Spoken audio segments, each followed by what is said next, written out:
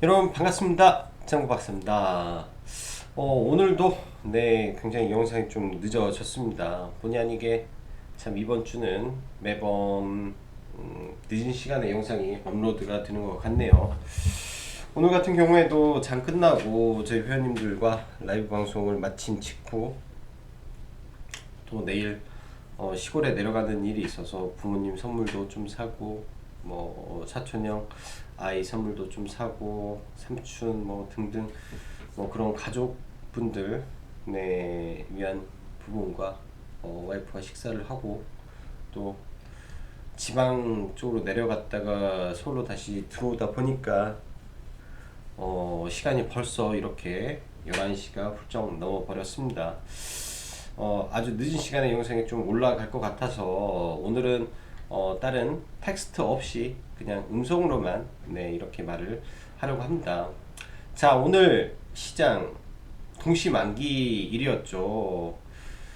아무래도 전일 미국 증시가 특히 이제 나스닥이 마이너스 1.9%의 큰 폭의 하락을 보여주었다 보니 국내 흐름도 사실 녹록지 않은 시장 속에서 출발을 하게 됐습니다. 그러나 시장 자체로 보면은 장 초반에 개파락이 말 그대로 시장에 변동성을 주면서 출발했다라는 식으로 시장은 강하게 반등을 해줬고, 특히 금융투자의 대량의 파생시장의 손실이 제가 볼 때는 100% 손절 처리를 하면서 외국인의 일방적인 그리고 투신의 일방적인 승리로 끝난 아주 한쪽이 죽어나가는 파생시장의 흐름이었다라고 봅니다.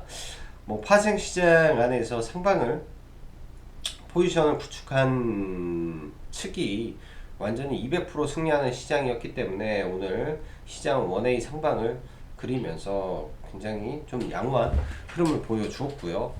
단지 이제 오늘 외국인의 장 막판에 나왔던 1조 3천억 원의 이 대량 매도 부분에 문제가 될 수도 있는 부분이지만 1차적으로는 선물옵션 만기 그리고 코스피 코스닥 정기 변경에 의한 단기 수급 이탈 정도로만 생각을 좀 해보고 싶습니다. 지수적으로 보면 사실 조정이 언제 들어와도 이상하지 않은 지수의 흐름입니다. 일단 코스닥 같은 경우에는 다행스럽게도 이 전전일 하락했던 운봉의 중심 이상은 지켜주는 모습으로 마감이 됐는데, 사실 모든 주식이라는 게 속임수 패턴이 언제든지 나옵니다.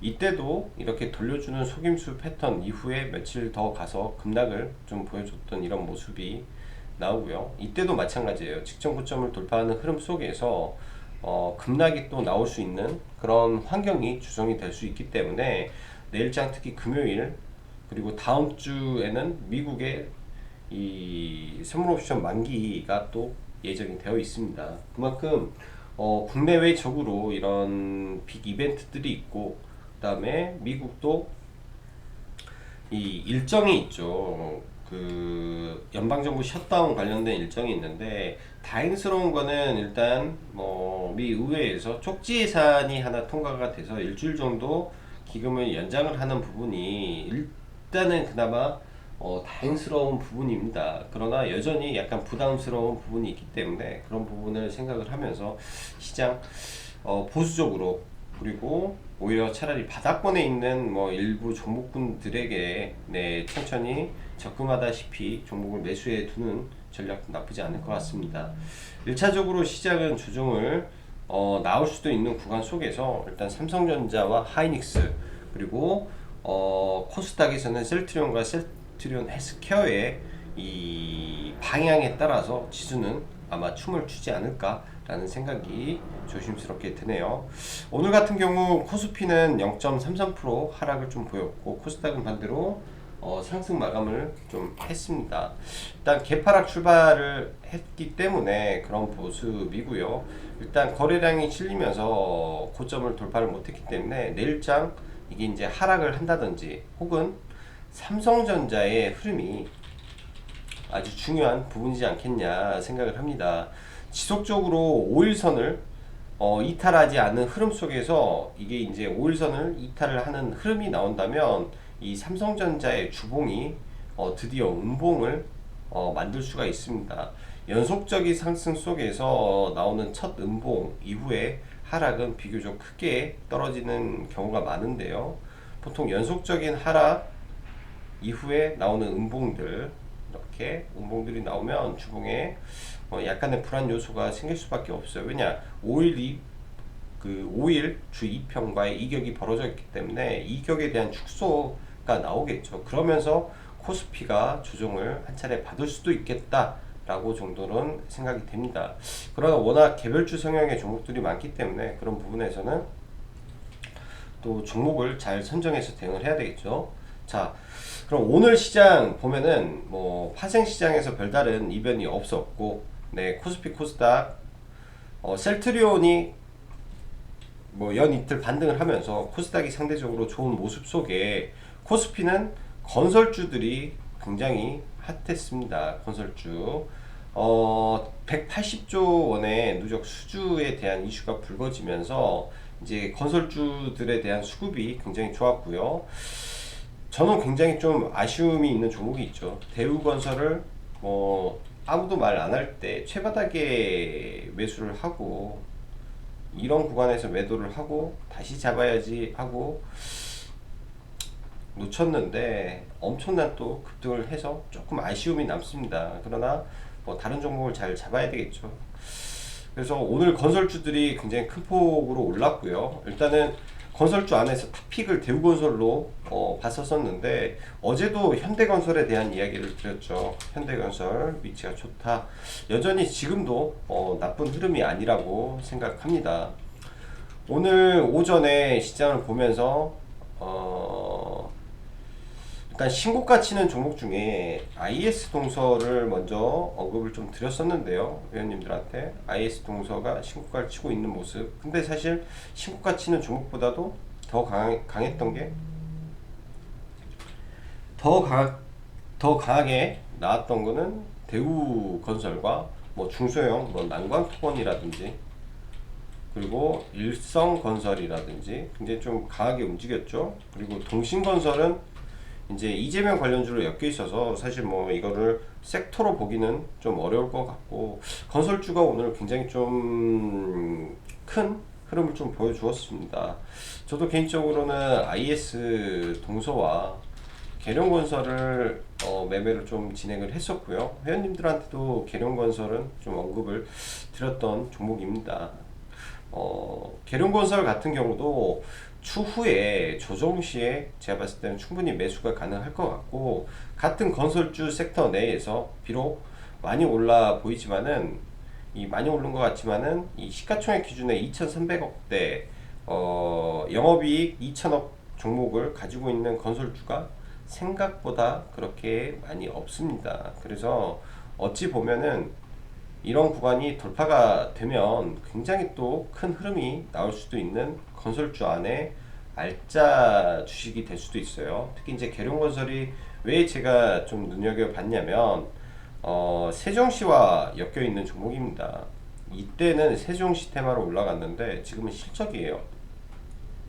그런 게 터지면 겹수장세라고 말을 하죠. 자, 그리고 오늘 조금 좀 굉장히 강했던 종목 중에 하나가 한국전력인데 일단 거래 대금이 5천억이 터지면서 최근 근 5년 동안 이 최고가 이후에 처음으로 5천억 가까운 바닥권에서 거래량이 터졌습니다. 이런 종목들은 특성이 뭐냐, 이 바닥권에서 대량 거래가 터지는 게 중요해요. 이때도 바닥권에서 대량 거래가 터지는 거, 일단은 바닥권에서 초대량 거래가 터질 때는 돌파죠. 반대로 고가권에서 초대량 거래가 터지면 폭락입니다. 근데 지금 바닥권에서 대량 거래가 터졌기 때문에 저는 이거 굉장히 좀 크게 갈 가능성이 높다라고 생각을 하고, 개인적으로는 이 종목이 좀 느려요. 개인적으로 봤을 때 종목이 좀 느리지만 거북이 투자자가 돼서 이런 종목에는 비중을 일정 부분 실어놓고 시간을 이기는 싸움이 필요합니다. 이런 구간까지. 좀 잘 지켜보고 대응을 하면 좋을 것 같네요. 그 밖에 한국가스공사라는 회사가 또 있는데 시가총액 기준으로 2조 7천억짜리 종목이고요. 영업이익은 한번 찾아보세요. 좋은 공부가 될 거니까 찾아보고 이 회사가 뭘 하는지도 한번 보시면 아주 좋을 것 같습니다. 이 또한 마찬가지예요. 차트적으로 봤을 때 굉장히 다 박살나고 완전히 회사 망하는 것처럼 지금 보여지는 구간에 있지만은 사실 이런 구간에서 주가가 깨진 거는 말도 안 되는 거죠. 얘가 코로나랑 저는 항상 이해가 안 되는 부분이고 사실 이런 부분은 계속 생각을 해야 되는데 코로나랑 도대체 이 회사랑 뭔 상관이어서 이렇게 주식이 박살이 나야 되고 무슨 상관이어서 주식이 회복을 못 해야 되는지 그렇다면 아주 간단한 원리 안에서 코로나랑 이게 뭔 상관이어서 주식을 깨놓고 실적은 그때보다 좋은데 안 올라갈 이유가 뭐가 있냐라는 겁니다. 그럼 못해도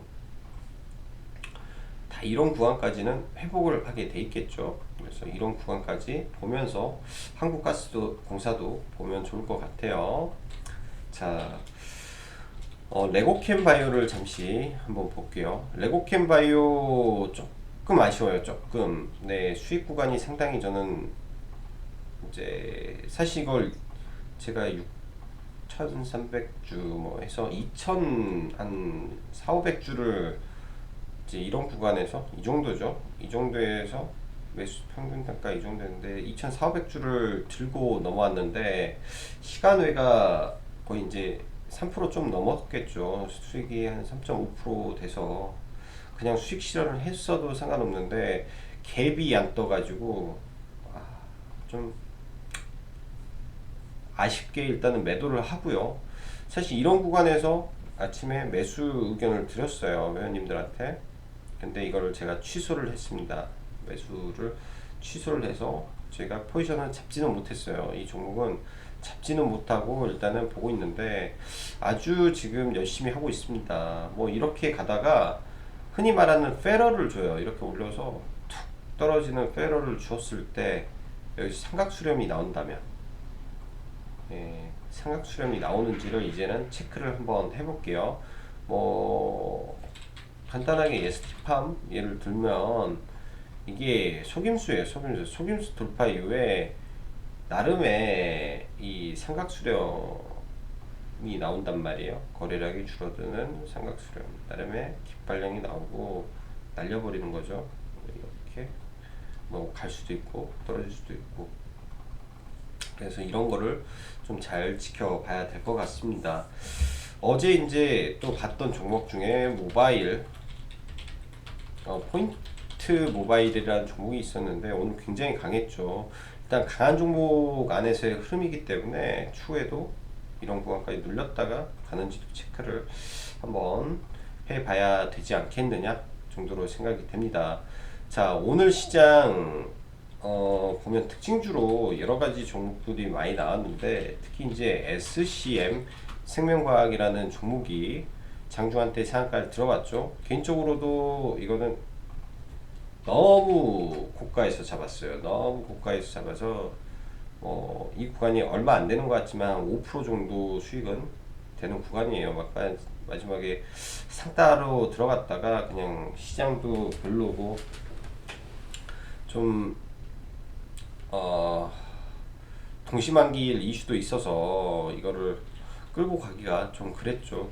사실 저는 제넥신이라는 종목을 아래에서 매매를 하고 있다가 왜 제넥신이 가는지 이유를 몰랐습니다. 그냥 수급이 좋아서 그랬는데 알고 보니까 제넥신과 함께 SCM 생명과학이 그러니까 임상을 진행한 부분에서 백혈병 치료제 효과가 이 완전관해가 나왔다라는 이슈가 장중에 나왔죠. 완전관해, 우리가 말하는 완전관해는 100% 완치입니다. 박셀바이오가 왜 이렇게 올랐나요? 완전관해 이슈가 터지면서 엄청나게 올랐죠. 그와 비슷한 SC 생명과학도 완전 과열의 이슈가 터졌기 때문에 강한 상승이 나왔고요. 일단은 이 윗구간까지의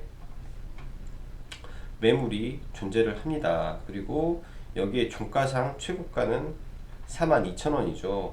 만약에 이런 종목이 이렇게 갭을 크게 뜨지 못하고 올랐다가 밀린다면 이런 자리에서는 한 번 정도 눌림 매매를 해볼 수 있는 구간이 나올 수 있습니다. 재료의 크기는 그렇게 나쁜 부분은 아닌 것 같다라는 생각이 좀 들고요. 오늘 보면은 반도체 중에 ISC가 또 돌파가 나왔습니다. 지금 반도체 장비 뭐 이런 소재 부품 단의 종목군들이 순서에 맞춰서 다 돌파를 하고 있는데요. 뭐 SNS텍이라든지 이런 종목군들, 네, 비록 많이 올랐지만 이 추세적으로 계속 진행이 되고 있고, 테스나라든지 그리고 테크윙, 뭐 유니셈, 뭐 앞으로 이제 보유하고 있는 종목이긴 하나, 유니셈도 돌파 임박이에요. 지금 2천억짜리 이 코스닥 이 종목군들을 전부 다 지금 돌파를 시키는데, 이 다음에 제가 봤을 때 돌파를 시킬 가능성은 유니셈이 조금 높지 않냐라고 생각이 됩니다. 보시다 보면 이 엄청난 거래 대금을 한 번, 두 번, 세 번, 네 번째 지금 시도를 하는데, 이런 구간에 대한 돌파가 나오면 어떻게 되겠습니까? 급등이 나와오는 게 맞고요. 이 횡보의 기간만큼 급등이 되면 이 자리에서는 만원까지 목표 주가를 열어놓고 홀딩하고 대응해야죠. 그렇다고 해서 이게 뭐 만원까지 다이렉트로 가느냐, 그거는 절대 있을 수 없는 일이고요. IT에서는 올라갔다가 지지고 볶고 하다가 올랐다가 또 밀렸다가 올랐다가 밀렸다가 이 과정 속에서 가는 거라고 생각을 합니다. 이렇게 가면서 코스닥, 코스피가 뭐 고가를 경신하고 가는 부분이지 않겠느냐라고 보여주고요. 오늘 보면은 지금 시간 외에 이 코로나 섹터 종목군들이 대거 지금 좀 올라가는 모습을 좀 보여줍니다. 아무래도 지금 코로나 라이브를 봤을 때 확진자 숫자가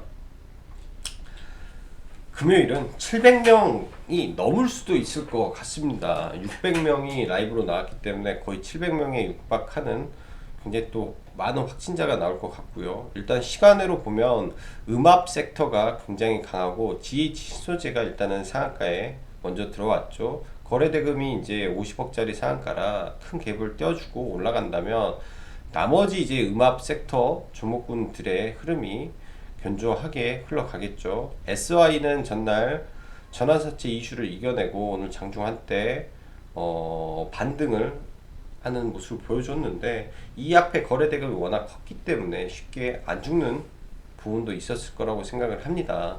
그리고 우정바이오가 이제 이런 부분에서는 좀 깨끗하다라고 봐야죠. 뭐 큰 부분이 없었기 때문에 깨끗한 흐름 속에서 움직였고, 코오롱 글로벌은 이 음악과 함께 건설까지 엮여 있는 종목입니다. 이 종목도 오늘 장중에 매수를 좀 해서 들고 있는 종목이에요. 개인적으로는 건설주로 오늘 들어가서 좀 들고 있는 종목인데, 이런 종목도 이간 추세를 만들어 놨는데 이게 이제 또 역으로 엮이게 되면, 건설주 플러스 음압으로 엮이면 또 급등을 할 수 있기 때문에 이런 분도 봐야 될 것 같고요. 내일장 보면 이제 교육주는 크게 이슈를 못 받았고, 이 알서포트라든지 이쪽 섹터, 그러니까 원격 의료는 일단은 시간 외에서 비교적 큰 폭으로 또 올라줬고요. 포장, 그리고 최근에 강했던 식품주가 생각보다는 시간의 흐름이 없었는데, 일단은 3단계로 가게 되면 우리가 변화되는 게 뭔지를 한번 생각을 해보면 좋지 않겠느냐라고 생각을 합니다. 3단계로 갔을 때 그러면 재택 확대예요. 재택 근무 확대.